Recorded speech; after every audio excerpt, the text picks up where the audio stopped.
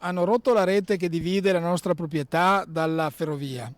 Poi hanno preso quel bancale che è lì per terra, l'hanno rovesciato, lo hanno appoggiato su questa bilancia qua, hanno rotto quella finestra e poi sono entrati. La banda di malviventi, una volta entrati nell'azienda di costruzioni che si trova nella zona artigianale di Mogliano, ha rubato trapani, demolitori, una saldatrice e molti altri attrezzi per un valore complessivo di 20.000 euro. Da questo piccolo magazzino hanno rubato molta attrezzatura, però anche dai furgoni che erano di rientro appunto dei cantieri.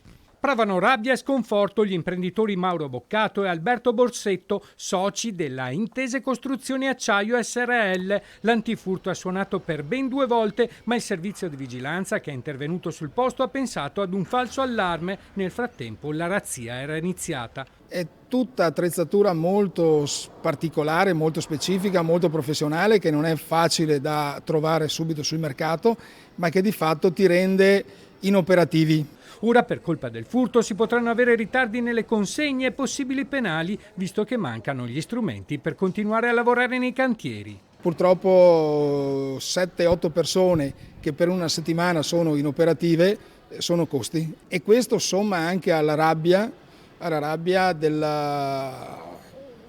in quanto siamo tirati sulle consegne, siamo tirati sotto l'aspetto anche del cash flow dovuto al grandissimo aumento e abnorme aumento della materia prima. Per la ditta non è la prima volta che i ladri fanno razzia. Qui hanno subito 3 furti in 3 anni per un danno totale di 50.000 euro. L'altra volta, ripeto, avevano fatto un danno di circa 25-30.000, questa volta siamo intorno ai 20.000, però magari giorno dopo giorno ci accorgiamo che ci mancano altre cose, insomma.